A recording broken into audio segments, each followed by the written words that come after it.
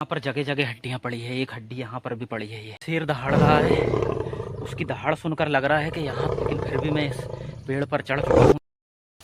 स्वागत है आपका फिर से एक नए ब्लॉग में।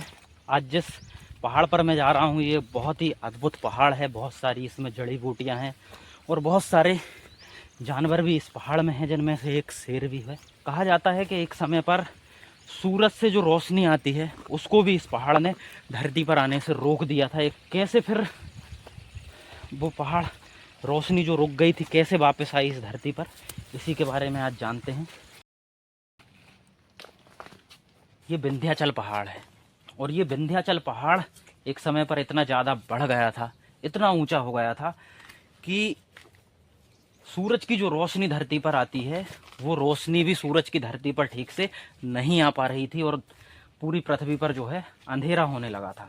एक ऋषि थे अगस्त मुनि, तो सारे देवी देवता मिलकर अगस्त मुनि के पास जाते हैं और अगस्त मुनि से प्रार्थना करते हैं कि हे प्रभु, ये जो पहाड़ है ये इतना ज़्यादा बढ़ रहा है, इतना इसको घमंड आ गया है कि ये तो सुमेरु पर्वत से भी ऊपर होने लगा है।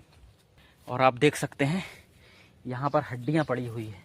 ये देखिए, ये हड्डियाँ जो यहाँ पर पड़ी हुई हैं इस बात की गवाही है कि ये जो इलाका है ये शेर का इलाका है। ये जो जंगल है यहाँ पर शेर आता है और शेर किसी के भी ऊपर हमला कर सकता है, मेरे ऊपर भी हमला कर सकता है। मुझे बहुत ही सावधानी से आगे बढ़ना पड़ेगा। यहाँ पर मैं आपको कहानी इसकी बताता हूँ। ऋषि अगस्त मुनि जो है विंध्याचल के पास गए और विंध्याचल से कहा कि मैं दक्षिण देश जा रहा हूँ और तुम इतने ऊंचे हो कि मैं दक्षिण देश जाऊंगा तुमको लांग कर, तो मैं कैसे जा पाऊंगा, इतने तुम ऊंचे हो चुके हो। तो विंध्याचल पहाड़ जो है ऋषि अगस्त से कहता है कि हे मुनि, आप निश्चिंत होकर जाइए। और वो झुककर उनको प्रणाम करते हैं और बोले मेरे ऊपर से आप निकल के चले जाइए। तो ऋषि अगस्त कहते हैं कि ठीक है, मैं जा तो रहा हूँ, लेकिन जब मैं लौट के आऊँगा तब तक तुम ऐसे ही झुके रहना।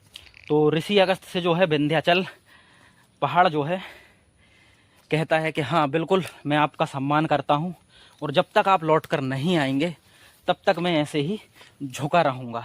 और ऋषि अगस्त जो है दक्षिण देश को चले जाते हैं और फिर कभी भी वापस लौट कर नहीं आते। तब से जाकर ये जो है विंध्याचल पर्वत ऐसे ही झुका हुआ है।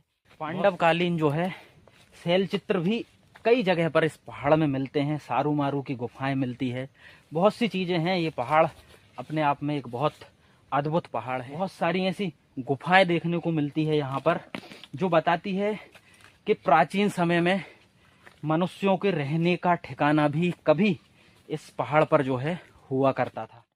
और ये देखिए, ये जो हड्डियां पड़ी है ना, ये हड्डियां ये जरूर शेर ने किसी जानवर को मारकर यहाँ पर खाया है और ये शेर का एरिया है और इस एरिया में अभी मैं आ गया हूँ।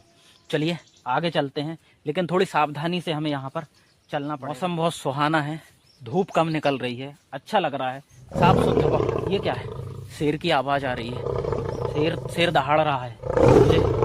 मुझे जो है कहीं पर सुरक्षित जगह पर किसी पेड़ पर चलना। शेर दहाड़ रहा है, उसकी दहाड़ सुनकर लग रहा है कि यहाँ तो पास में तो नहीं है, काफ़ी दूर है, लेकिन फिर भी मैं इस पेड़ पर चढ़ चुका हूँ। इसका सहारा मैंने लिया है और थोड़ी देर देखकर जो है मैं यहाँ से सीधा नीचे चला जाऊँगा और आगे मैं नहीं जाने वाला, क्योंकि आगे शेर है।